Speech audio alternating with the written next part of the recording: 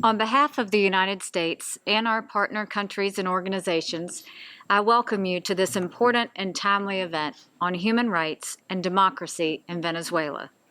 I want to thank our moderator, Sarah Cleveland, and guests who are participating in today's panel.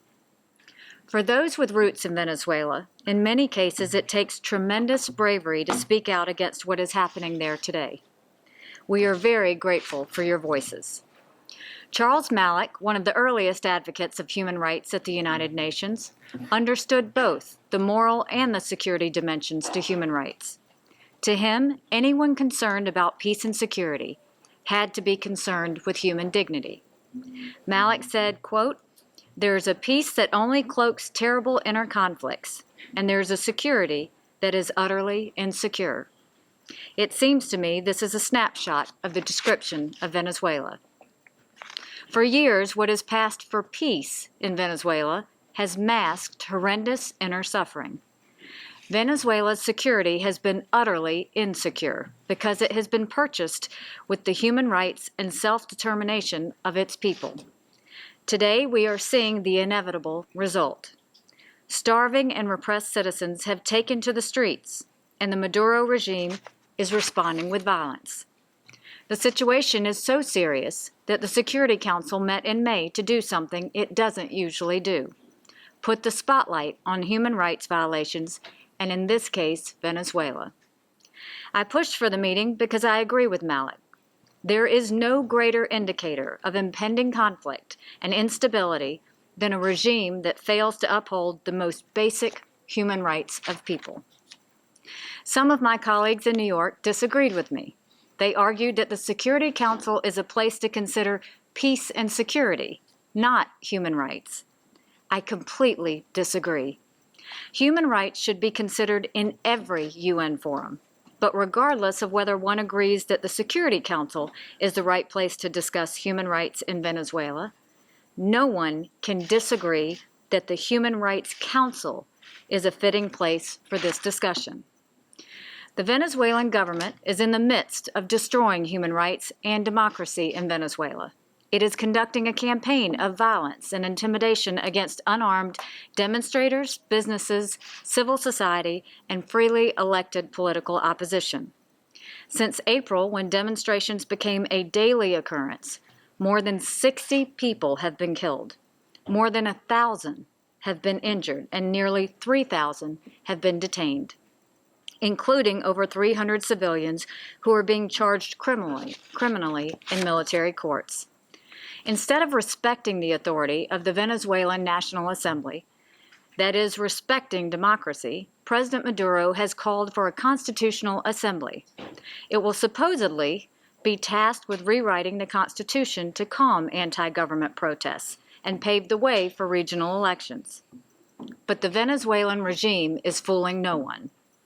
Recognizing that its grip on power has slipped, it is trying to yet again change the rules of the game to maintain its power, privileges, and protections. Most recently, Maduro has begun the process of withdrawing from the Organization of American States, turning his back on the principles of democracy and self-determination in the Inter-American Democratic Charter. And the government continues to hold opposition leader Leopoldo Lopez and many others in prison in violation of the rule of law and freedom of expression. Over the course of years, President Maduro has tightened his grip on Venezuela, turning that formerly prosperous democratic nation into a rusting dictatorship. His actions have not just been crimes against Venezuela's economic and political institutions. The Maduro regime has purposely starved and deliberately hurt its own people. No story better illustrates the results of the campaign to deny the basic human dignity of the Venezuelan people than the story of Ashley Pacheco, as reported by the Associated Press. She was 3 years old when she fell and scraped her knee in Caracas. It was a typical childhood injury.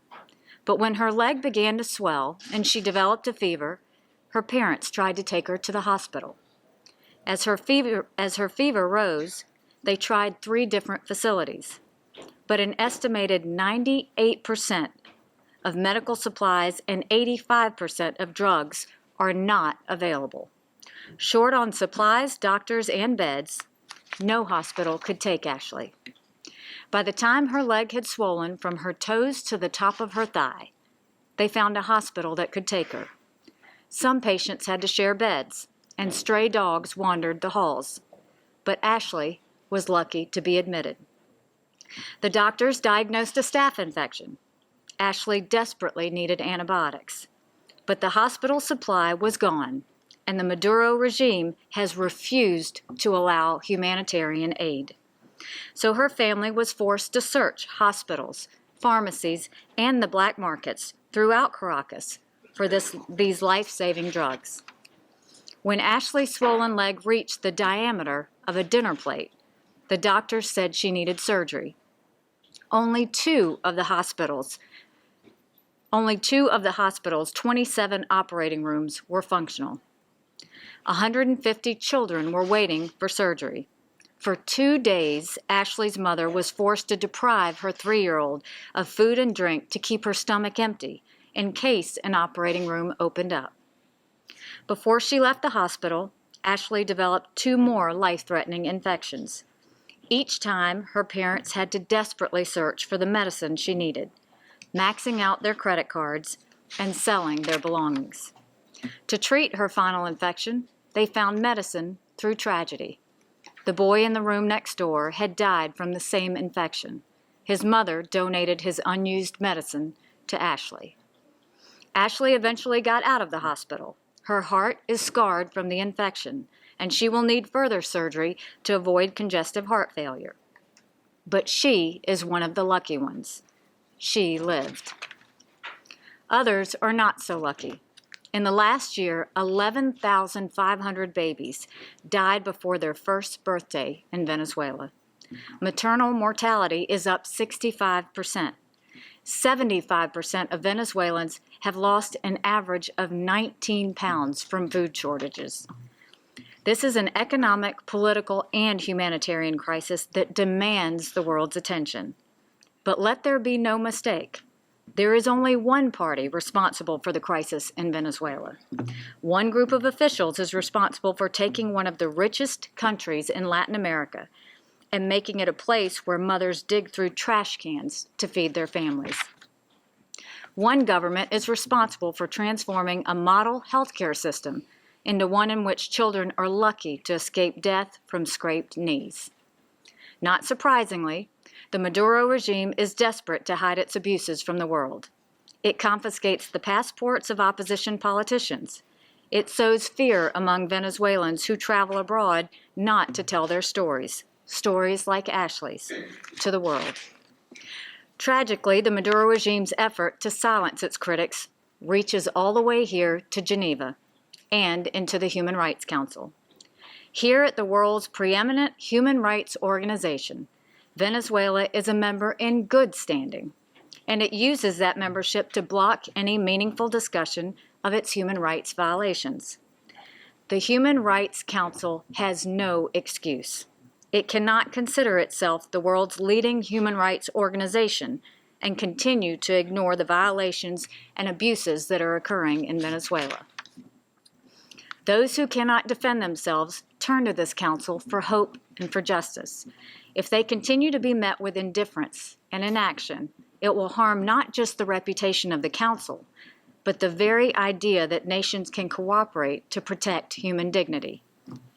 Governments throughout the Western Hemisphere, the EU, and the Vatican have expressed their grave concerns about the situation of the Venezuelan people. There is genuine willingness among Venezuela's neighbors to assist in finding a peaceful, democratic solution. The Human Rights Council must add its voice to this effort. An organization dedicated solely to human rights was created in the UN Charter because men and women like Charles Malik believed that the protection of human rights would lead to a better and more peaceful world. And working alongside Malik in those early days were delegates from Latin America. They were pioneering internationalists committed to the true spirit of Simon Bolivar. The document they produced, The 1948 American Declaration of Rights and Duties formed the basis for much of the United Nations Universal Declaration of Human Rights. This is a history we all share. It is a vision we have all committed ourselves to. But fancy words and lofty sentiments mean little to people who are hungry and suffering. We have come here today to call the international community's attention to Venezuela's violations of international human rights agreements. My hope is that we leave with a greater commitment to the men, women, and children these agreements are meant to protect. There are many things that could be done to help the people of Venezuela, but they really only need one thing: a free election. Venezuela has democratic traditions. If those traditions were honored, the Venezuelan people would save themselves. They know what needs to be done. It is our job to assist in paving the way toward giving the Venezuelan people back their rights, their dignity, and their prosperity. Thank you.